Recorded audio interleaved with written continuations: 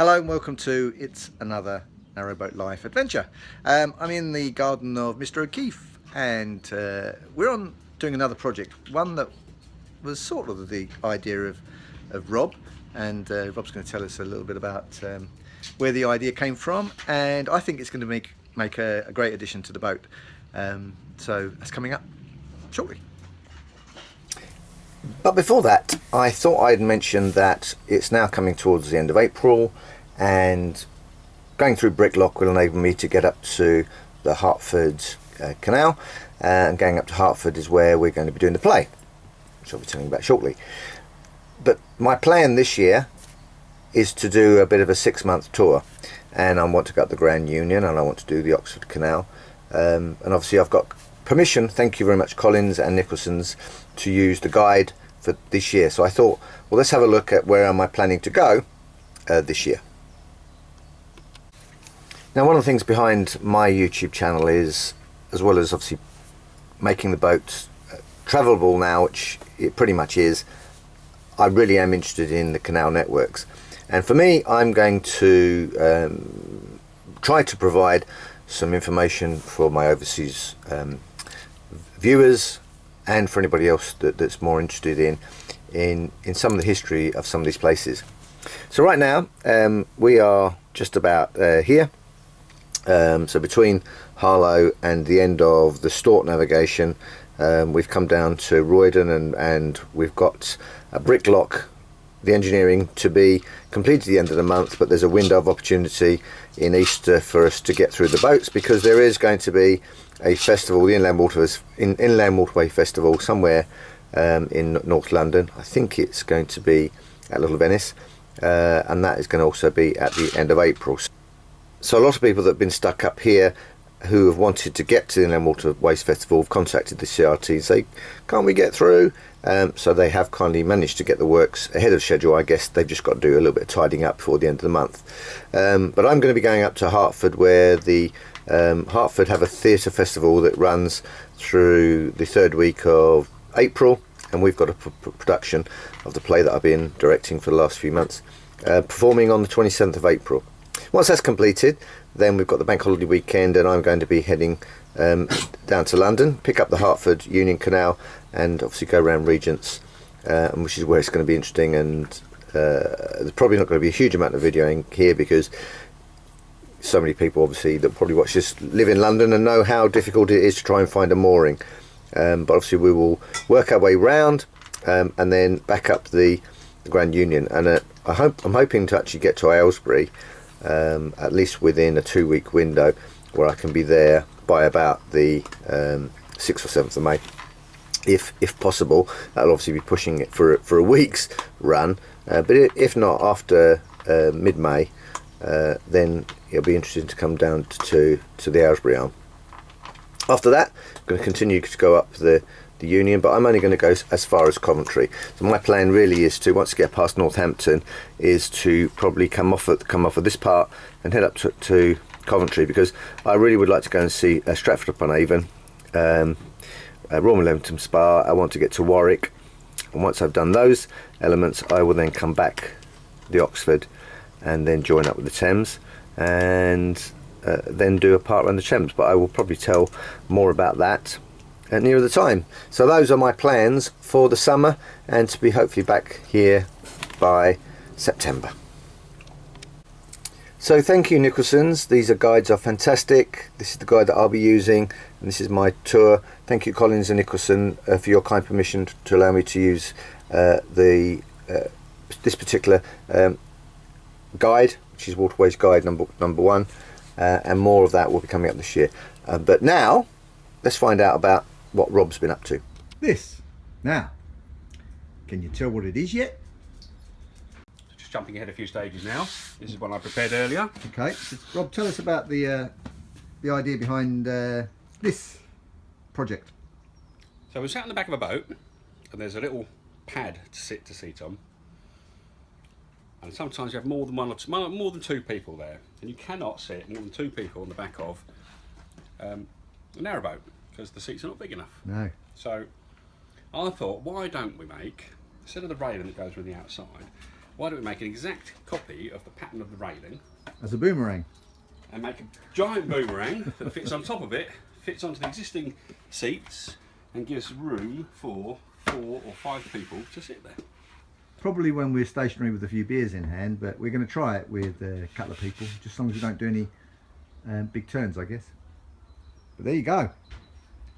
New project for Destiny. So this is cut to shape, routed round edges, and we've used yacht varnish, bronze seal, long lasting yacht varnish. That's what it says on the tin. We're just about to get the second coat on there now. Beautiful. So hopefully be ready for Easter weekend when we start to go through Bricklock. Bricklock's being opened by the CRT a little ahead of schedule. Supposed to be opened by the 31st of March.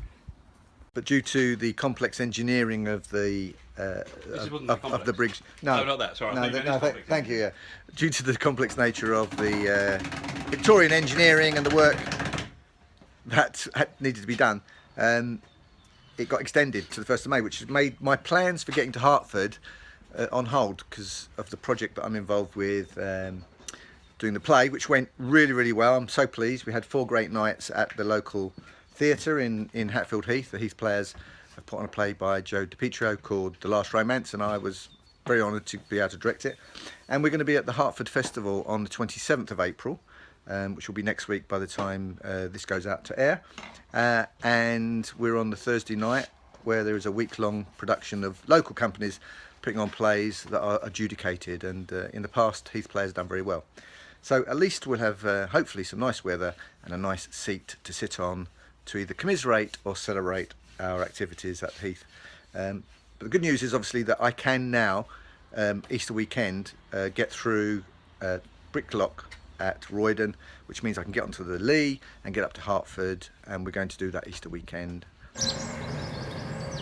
So we've moored up here at just short of Bricklock, where the engineering works have been going on for the last 3 months. They are opening up the lock just to get people through for Easter, and I'm scheduled to go through on Friday morning, which I'm really quite pleased about. So that means I will be up in Hertford for the festival by the end of April, so that's all good news. And yeah, we're just waiting here in the pleasant sunshine here in Roydon, with Roydon Marina just to my right. Yeah, we're going to be on our way through the lock on Friday. Now, from my last episode, you may recall that Rob got busy making the start of the Cratch window as part of the Cratch board, and for a Cratch cover to go on the over the well deck, and this was part of the redevelopment of the front part of the boat. And people were saying, well, what happened to the finished article? Well, I can pleased to say that Rob had done the other bits, and here they are. And here is the final article. We got the Cratch window, the Cratch board, and the part that connects it all together. So all made by my very good dear friend Rob O'Keefe.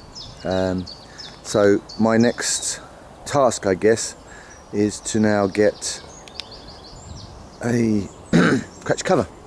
Now, I found a place up in towards Coventry, so I'm hoping when the boat goes up there that we'll get a new cover fitted, and that will be the front end of the boat. The only other thing I really need to do is just do a little bit of painting. Treated some rust spots in there. Another project which I also got on with was where the that's not a gas lock, and my gas is kept at the back, so it's just a spare lock, and that was getting rusty and that's where my water gets filled up, and there was a little bit of a leak and it was getting a bit rusty inside. So now that that's been treated, I've given it some rust treatment. Pretty much the front of the boat is looking nice, although it's a little bit untidy down there at the moment, but a little bit of seating to go in for the nice summer months to come. I think the only other thing Destiny pretty much needs is probably another bit of a polish, and I'll get rid of the wood. But the beautiful day today. So the old solar panels are certainly helping me with the battery charging, and no generator running, which is good, isn't it? And a project that I didn't really think about, but Rob said he was going to complete, has been now completed, and yesterday we installed the nice little communal area on the back of this lovely cruiser stern. But now we can entertain a few more people on the back. There was only 2 seats previous to this beautiful little U-shaped seating area we've got now, and it's not going to be very practical for when we're cruising along, but yeah, when we're nicely moored up, possibly get just on here a little tray fixing, but we can get 4, even possibly 5 people sitting on the back now, enjoying the beautiful summer sunshine. And that's another addition to Destiny. Thank you, Rob. Dottie and I would like to thank you for watching our channel and following our progress with the improvements that have been made to Destiny and the journeys to come. Please give us a thumbs up, please share the channel. I love to grow my following, but I really appreciate all your feedback and comments, and always please ask any questions. I'm more than happy to share my experiences of what it's been like to living on a boat for the last year. Thank you.